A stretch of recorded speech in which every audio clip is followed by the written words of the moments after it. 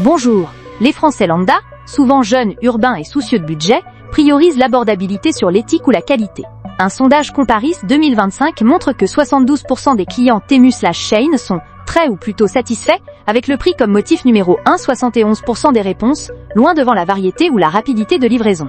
En France, c'est similaire. Malgré les alertes sur la dangerosité, 57% des produits à risque, beaucoup balaient d'un revers de main les critiques, les voyant comme une sauvegarde du commerce local, plutôt qu'une vraie alerte santé. On n'a pas les moyens, je suis désolée, de s'habiller dans des marques éco-responsables, éthiques et compagnie.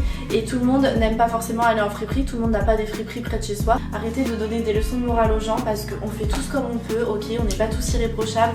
Moi j'avoue que la fast fashion et l'ultra fast fashion c'est mon gros point faible, ok, mais je me rattrape sur autre chose, donc s'il vous plaît, voilà, chacun fait ce qu'il peut. Faut pas s'empêcher de vivre non plus, ok. Moi, si je m'habille encore chez Shein, c'est aussi parce que j'ai pas trouvé d'alternative ailleurs, de marques qui fassent des produits pas très chers, abordables du moins, et archi stylés. Pour moi, les robes de soirée sur Shein, c'est validé, les prix sont pas chers, elles sont vraiment de qualité. On retrouve exactement les mêmes robes dans les boutiques de robes de soirée, mais à 3 fois le prix limite. Je vais vous donner mon avis personnel de ce que je pense du coup réellement de cette boutique. Niveau boutique, vraiment, elle s'intègre vraiment à l'univers de BHV. T'as l'impression que tu rentres dans un petit Zara ou quelque chose, donc c'est assez joli. Niveau article, il y a beaucoup de choses basiques. Des manteaux, des trenches, des doudounes, des pantalons. Plusieurs tailles, ça va du XXS au XXL, c'est varié. Il y a aussi un côté curvy, donc pour les plus grandes tailles, et aussi un petit coin homme.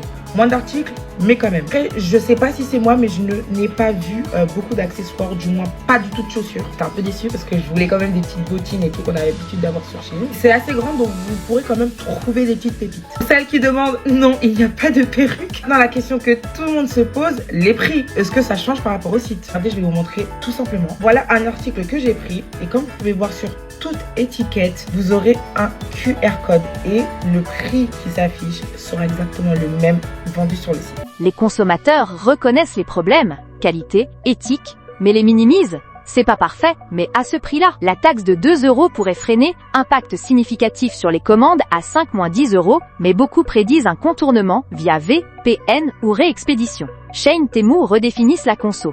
Ultra fast, influencé par les réseaux, budget friendly pour les 18 à 35 ans. Le vrai défi, relocaliser une industrie compétitive, pas juste taxée. Sans ça, les zombies consommateurs, comme dit un tweetos, continueront à cliquer « Ajouter au panier ».